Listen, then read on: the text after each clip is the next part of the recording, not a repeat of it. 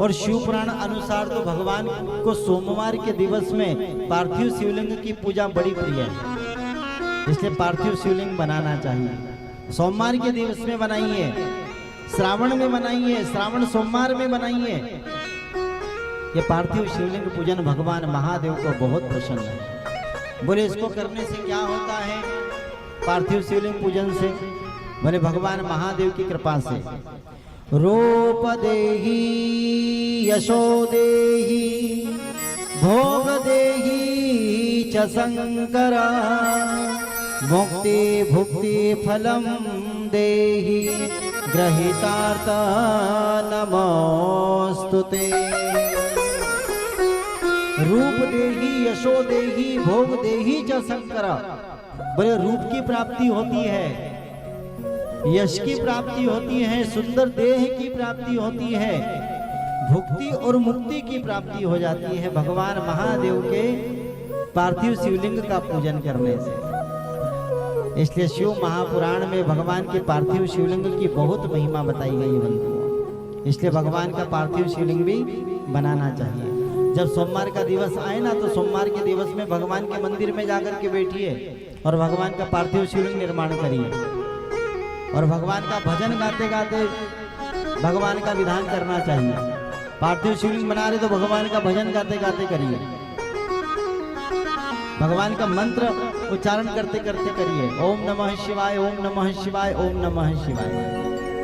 ऐसे भगवान का पार्थिव शिवलिंग का विधान बतलाया है। सूर्य जी महाराज से सोनकाद ऋषि कहते, प्रभु हमने सुना है कि भगवान महादेव के शिवलिंग पर जो चढ़ा हुआ प्रसाद होता है, इस प्रसाद को खाए या न खाए तो मन में बड़ी शंका उत्पन्न हो रही है। तो महाराज आप ये शंका का निवारण करिए कि भगवान महादेव के शिवलिंग पर जो प्रसाद चढ़ा हुआ होता है उसे खाना चाहिए अथवा नहीं खाना चाहिए। तो देखिए भगवान महादेव के प्रसाद को लेकर के विधान बतलाया है। जो कि हमारे गांव में भी भगवान नर्मदेश्वर अब प्रतिष्ठित हो गए हैं, तो हमें भी पता होना चाहिए कि भगवान के प्रसाद का विधान क्या है, प्रसाद को खाना चाहिए अथवा नहीं खाना चाहिए। क्योंकि भगवान के प्रसाद को लेकर के बहुत सारी मन में शंकाएं होती हैं। तो वैसे तो भगवान महादेव के प्रसाद के लिए कहा है कि भगवान का जो प्रसाद है ना, इसको खाने की तो बहुत दूर की बात है बंधु। अगर भगवान महादेव के प्रसाद का कोई अगर दर्शन भी कर ले, दर्शन मात्र से कहते हैं कि दर्शन मात्र से जीव का कल्याण हो जाता है, मात्र दर्शन से, खाने की तो दूर की बात है। इसलिए भगवान महादेव के प्रसाद का केवल दर्शन हो जाए इन आंखों से तो भी भगवान महादेव की बहुत कृपा हो जाती है। शिव प्रसादेन बिना न बुद्धि, शिव प्रसादेन बिना न शुद्धि, शिव प्रसादेन बिना न सिद्धि, शिव प्रसादेन बिना न मुक्ति। बोले जब तक भगवान शिव का प्रसाद मुख में न पड़े, जब तक जीव की मुक्ति कभी हो ही नहीं सकती। शिव प्रसादी बिना न शुद्धि, न हमारे शरीर की शुद्धि हो सकती है, न मन की शुद्धि हो सकती है। शिव प्रसादेन बिना न मुक्ति, बोले जब तक शिव का प्रसाद हमारे मुख में न पड़े, जब तक हमारी मुक्ति भी नहीं हो सकती।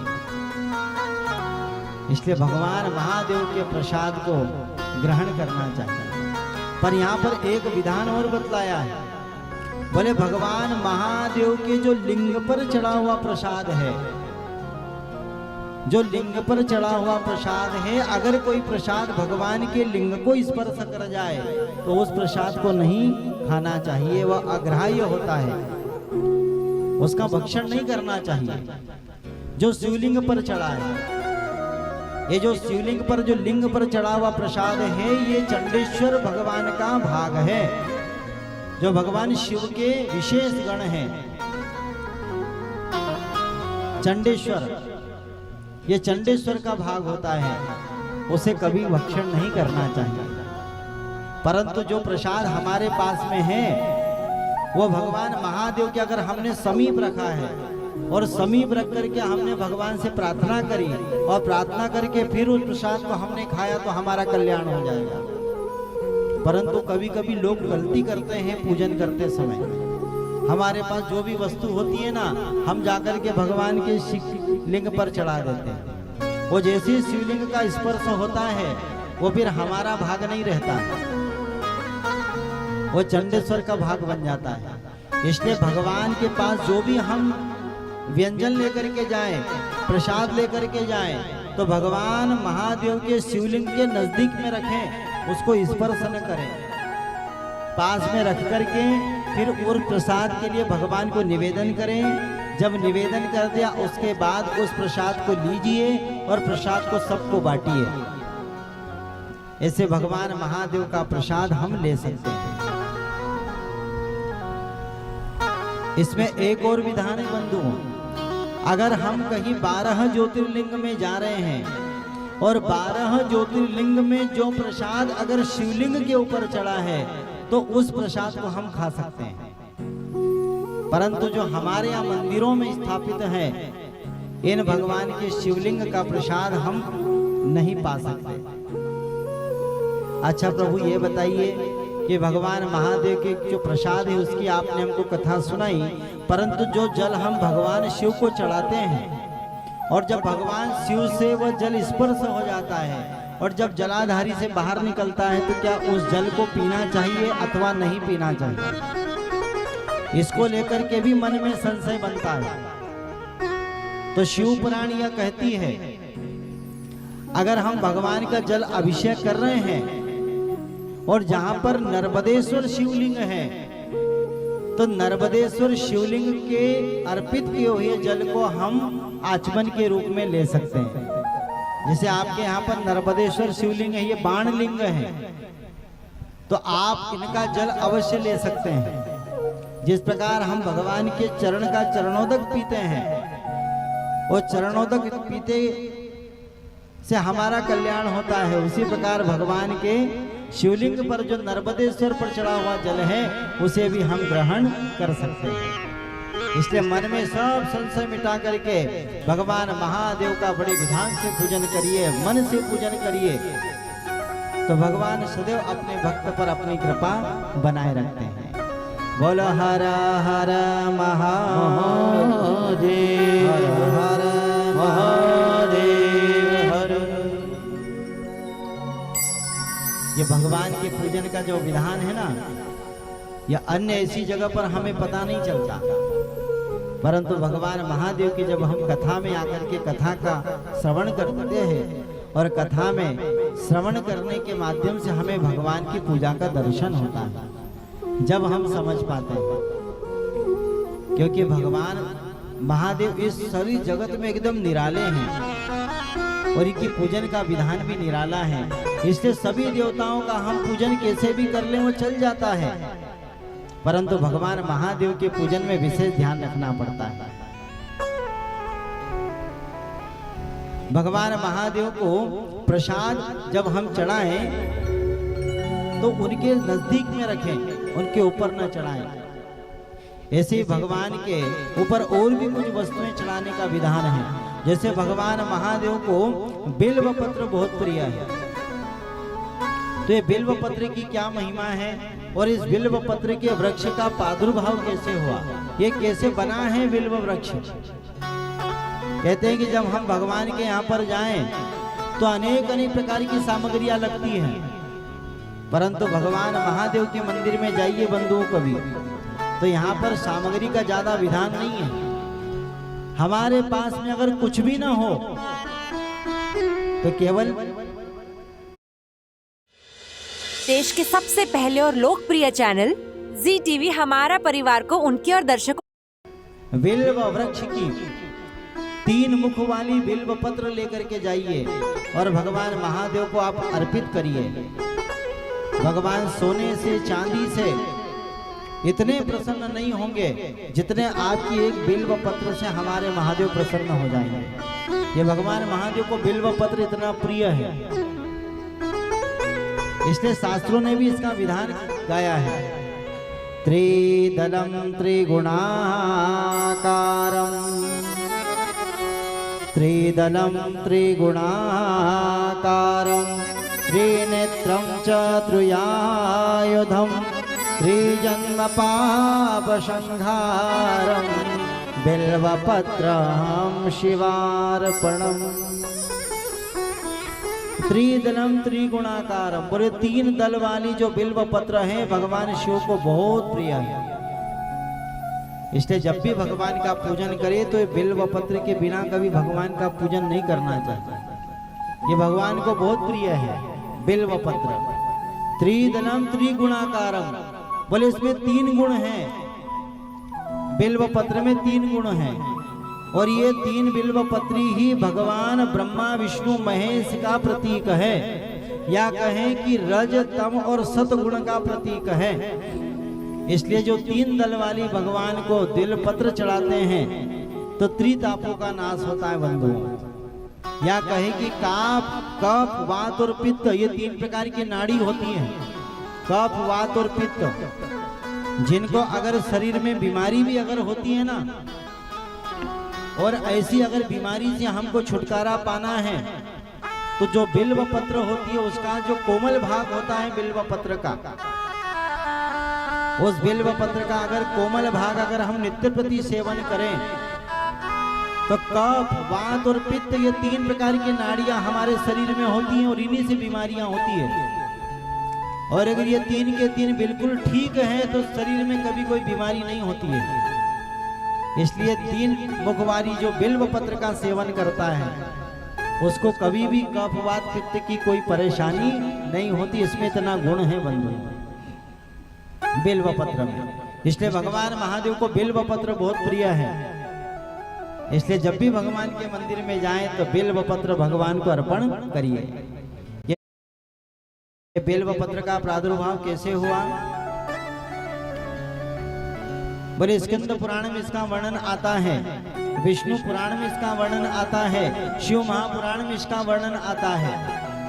स्कंद पुराण में बिल्व पत्र की उत्पत्ति माता पार्वती के आंसुओं से बतलाई गई है। भले माता पार्वती के आंसू निकले, उन्हीं से बिल्व पत्र का प्रादुर्भाव हुआ। क्योंकि हम भगवान महादेव के शिव पुराण को श्रवण कर रहे हैं तो यहाँ पर मान्यता शिव पुराण की होगी। इसलिए शिव पुराण में महिमा लिखी है बिल्व पत्र वृक्ष की।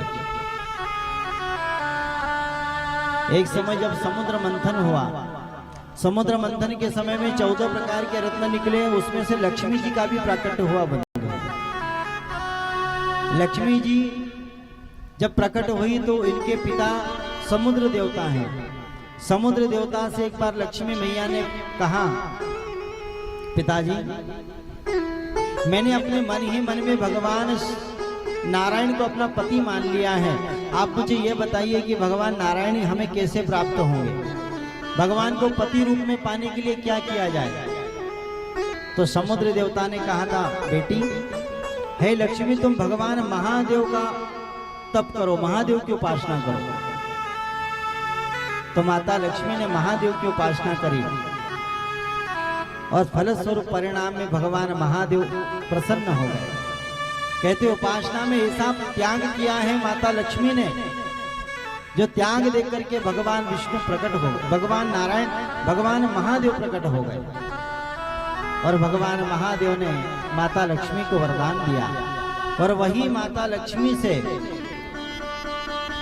यह बिल्व वृक्ष का प्राकट्य हुआ। कहते हैं भगवान महादेव ने माता लक्ष्मी की परीक्षा ली। माता लक्ष्मी ने अपने पास में 100 कमल पुष्प रखे, 1000 कमल पुष्प रखे और 1000 कमल पुष्प में से एक पुष्प भगवान ने गायब कर दिया। अब बचे केवल 999। अब 1000 कमल पुष्प भगवान को अर्पित करने हैं, एक कम पड़ गया। तो माता लक्ष्मी ने कहा क्या किया जाए, क्या उपाय है इसके लिए। माता लक्ष्मी ने कहा कि प्रभु मैं आपका पूजन पूर्ण करूंगी, भले ही उसके लिए मुझे कुछ भी करना पड़े। तो कहते हैं माता लक्ष्मी ने अपना एक स्तन काट करके भगवान महादेव को अर्पित किया, जिस पर भगवान महादेव प्रसन्न होकर के माता लक्ष्मी से कहते हैं, लक्ष्मी आज तुम्हारा यह त्याग देख करके मैं बहुत प्रसन्न हो गया। मैंने बहुत भक्त देखे संसार में, परंतु तुम्हारी जैसा भक्त मैंने नहीं देखा। तुमने अपने शरीर का अंग मुझे अर्पित किया है। सो देवी तुम्हारा यह समर्पण ये व्यर्थ नहीं जाएगा। और भगवान ने माता लक्ष्मी के स्तन को धरती पर गाड़ा और इसी से बिल्व वृक्ष की उत्पत्ति हुई। बंधु, बिल्व वृक्ष के ऊपर गोल गोल फल लगे, ये साक्षात लक्ष्मी का ही प्रतीक है। इसलिए भगवान कहते हैं कि जो अपना सर्वस्व मुझे समर्पण करता है, ऐसे भक्त पर मैं अनुग्रहित करता हूँ, अनुग्रह कर देता हूँ, मैं उस पर प्रसन्न हो जाता हूँ। इस प्रकार इस संसार में बिल्व वृक्ष की उत्पत्ति हुई, जो भगवान महादेव को परम प्रिय है। भगवान महादेव ने कहा, देवी तुम्हारा यह त्याग ये संसार सदैव सदैव याद रखेगा। तुम्हारा यह जो बिल्व वृक्ष है, इसमें स्वयं मैं, ब्रह्मा और विष्णु, हम तीनों लोग इसमें, तीनों देवता इसमें विराजमान रहेंगे। इसलिए उस बिल्व वृक्ष की जो पत्ती हुई उसके 3 भाग बने। जो बीच का भाग है वो भगवान भोलेनाथ का भाग है, और जो आजू बाजू के हैं वही भाग नारायण और ब्रह्मा जी का भाग है। इस प्रकार वह बिल्व का वृक्ष इस जगत में पूजनीय हो गया, और भगवान को उसके बिल्व पत्र बड़ी प्रिय है। इसलिए जब भी भगवान के मंदिर में जाएं तो हम कुछ नहीं लेकर के जाएं, कोई बात नहीं, परंतु एक बिल्व का वृक्ष लेकर के, एक बिल्व का पत्र लेकर के जाइए और भगवान को आप अर्पित करिए। बहुत महिमा है बिल्व वृक्ष की बंधुओं।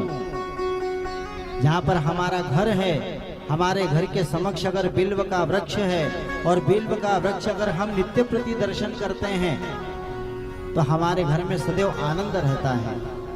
जो अपने घर के समक्ष बिल्व का वृक्ष लगाता है, उसमें रोज अगर कोई दीपक लगाता है, तो जब तक वह दीपक लगाता है, जब तक उसके वंश की वृद्धि होती रहती है, ऐसा शिव पुराण में कहा गया है।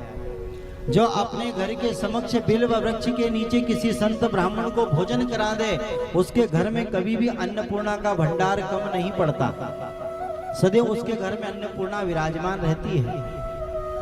जो बिल्व का वृक्ष किसी को दान कर दें, उसके पितृ बड़े प्रसन्न होते हैं, और शिवलोक में उन पितरों की 1000 वर्ष तक प्रशंसा होती रहती है। जो बिल्व के वृक्ष के मूल में नित्य प्रति जल चढ़ाए, भगवान हर समय उसके घर में धन संपत्ति ऐश्वर्य की प्राप्ति कराते हैं। ऐसे बिल्व की महिमा है बंधुओं। वृक्षों में सबसे उत्तम ये बिल्व वृक्ष को माना जाता है। इसलिए हर समय हम बिल्व का वृक्ष अपने हाथों से कम ज्यादा नहीं तो एक बिल्व का वृक्ष अपने पास में रोपण करें। जहां जहां पर बिल्व का ये वृक्ष रहता है, उसके आसपास की जितनी भी हवा होती है, वो सारी की सारी पवित्र हो जाती है। और यह शास्त्र भी कहता है और विज्ञान भी कहता है।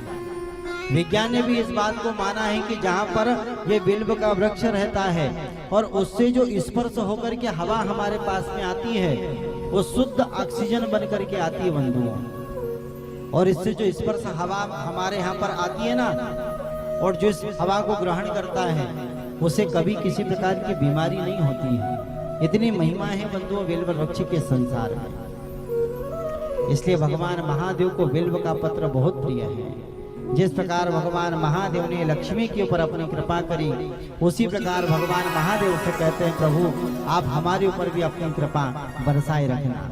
परंतु भगवान को प्रसन्न करने के लिए कुछ न कुछ किया जाता है। भगवान ऐसे प्रसन्न नहीं होते, इसलिए कुछ हम ऐसा कर्म करें भगवान के लिए, अपने परमात्मा के लिए, जिससे भगवान प्रसन्न होकर के और भगवान हमें अपना बना ले।